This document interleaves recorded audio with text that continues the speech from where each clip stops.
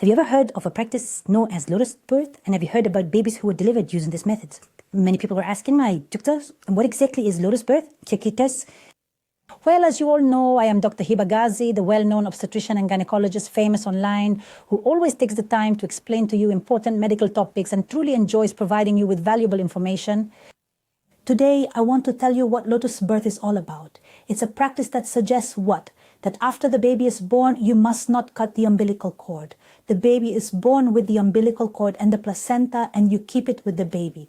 So how long does it stay with the baby? It's said that it should stay for 10 days until the placenta dries up, the cord detaches, the umbilical cord dries, and it falls off on its own.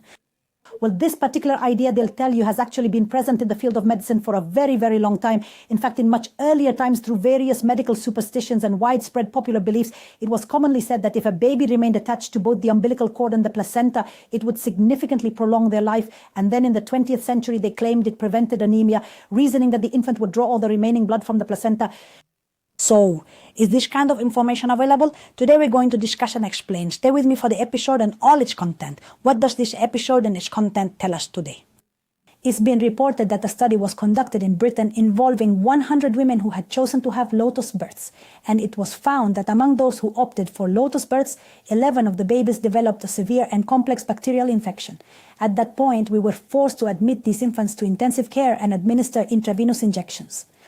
And he also informed you that among these infants, those born through complicated medical deliveries, some could potentially die. But how is that possible? He explained that they discovered that if the umbilical cord remains attached to the baby along with the placenta, this placenta then continues to be a very rich environment for Staphylococcus and Streptococcus bacteria. These are positive cluster-forming bacteria, specifically known as Staph and Strep, and other bacteria that we haven't yet discovered. And this placenta, which is shaped like a disc and can weigh up to 0.5 kilogram, is incredibly rich in bacteria.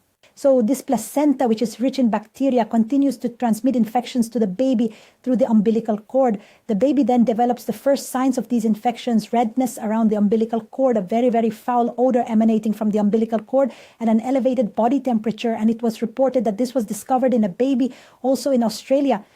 And they told you that this method was banned. And they told you that it's strictly forbidden for any child to be born via Lotus birth. And he told you, actually, if you're talking about delaying umbilical cord clamping medically, we don't cut the cord right after birth. It's actually delayed for something called delayed cord clamping. I cut the umbilical cord 1 to 3 minutes after birth to allow all the blood in the placenta to flow through the umbilical cord and reach the baby and reduce the rate of anemia in the child. And he also told you that what truly strengthens the bond between a child and its mother isn't about keeping the placenta and opting for a lotus birth. You see, they used to claim across sacred medical traditions, popular beliefs, and spiritual perspectives that when a baby leaves the womb with the placenta and umbilical cord still attached, it significantly strengthens their connection to the mother. He told you that this kind of talk is completely unfounded and holds no truth. What truly strengthens his bond with his mother is just one thing: that this child, right after birth, was placed directly on his mother and stayed in her embrace for a full 30 minutes, and we performed something called skin-to-skin contact. He also told you so you wouldn't be afraid not to expose this child to severe infections and acute poisoning. You could kill him that way. And he said the placenta, after 24 hours post-delivery, its cells begin to dry out and die. And within 48 hours of birth, if the placenta remains, it becomes a rich environment for bacteria and infections. And they also told you that globally Lotus birth was banned because they discovered it could actually kill the baby and he'd be gone from our hands and we wouldn't be able to save him. They also told you that what improves the bond between a child and their mother is for the mother to start breastfeeding the baby right after birth, placing them on her chest immediately and not letting the child be far from her, because the further a child is from their mother, the more susceptible they are to infections and problems. So this is the important point. I'm quite certain that as you're watching this episode, it's the very first time you're hearing about Lotus birth. And if I were to search Lotus birth online, people would probably ask, is there really such a thing? Yes, it's actually called Lotus delivery, and it originally spread in countries like Australia and Europe, not within the Arab or Muslim world. And another important thing I want to tell you is that we are currently in the process of adjusting medical concepts. And he also told you that regarding this matter, some people say, Doctor, I want to preserve my placenta cells.